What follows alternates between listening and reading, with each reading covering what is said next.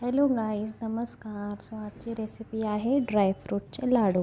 So त्यासाठी आपण पहिले इन्ग्रेडियंट्स काढून घेऊया. त्यासाठी लागणार आहे काजू, बदाम, पिस्ता, पॉपी सीड्स म्हणजे खसखस, पंपकिन सीड म्हणजे कद्दूची बी आणि खजूर आणि घी असली तूप म्हणजे हे तूप आपण घ्यायचं आहे.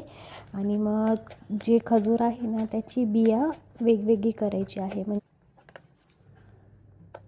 मग रिमूव्ह केल्यानंतर आपल्याला ड्रायफ्रूट चॉप करून घ्यायचे आहे. मग पहिल्यांदा बदाम त्याला बारीक बारीक कट करून घ्यायचे आहे आणि नंतर काजू त्याला पण बारीक बारीक चॉप करून घ्यायचे आहे. मग पिस्ता त्याची कवर काढून त्याला पण बारीक बारीक चॉप करून घ्यायचे आहे. म्हणजे जास्त पण बारीक नाही आणि जास्त पण मोठं नाही, नॉर्मली इक्वल साईजचे कट करून घ्यायचे आहेत. मग त्याच्यानंतर आपल्याला एक मिक्सरचं भांडं घ्यायचं आहे. त्याच्यामध्ये जे आपण खजूरची बी रिमूव्ह केलेली आहे त्या खजूरला एक पल्समोडवर ग्राइंड करून घ्यायचं आहे, म्हणजे ते थोडंसं सॉफ्ट होऊन जातं.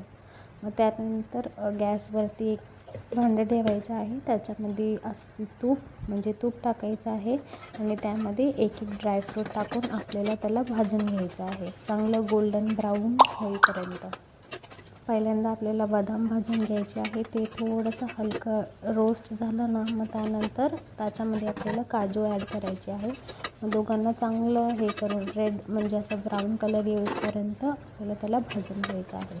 त्यानंतर त्याला काढून घ्यायचे आहे आणि त्याच तेलामध्ये आपण एक एक जे दुसरे ड्रायफ्रूट्स आहे ते ॲड करणार आहोत. मग त्याच्यामध्ये आपण पिस्ता ॲड केलं आहे. मग पिस्त्याला पण भाजून घेतल्यानंतर त्याला रिमूव्ह करायचं आहे. मग त्याच्यामध्ये पॉपी सीड्स म्हणजे खसखस आणि पंपकिन सीड्स ते ॲड करायचे आहे. त्याला पण असं नॉर्मली गोल्डन फ्राय करायचं आहे आणि त्याला पण रिमूव्ह करायचं आहे. आणि तसंच त्यामध्ये आपल्याला ड्राय कोकोनट जे आहे म्हणजे सुकं खोबरं, ओलं नाही सुकं खोबरं, त्याला आपल्याला ॲड करायचं आहे. त्याला पण लालसर असं थोडंसं भाजून घ्यायचं आहे आणि त्याला पण रिमूव्ह करायचं आहे. मग सगळं झाल्यानंतर मग त्याच पातेलीमध्ये थोडंसं तूप टाकायचं आहे आणि त्यामध्ये जी खजूरची आपण पेस्ट केलेली ती ॲड करायची आहे आणि त्याला पण असं सॉफ्ट भाजून घ्यायचं आहे.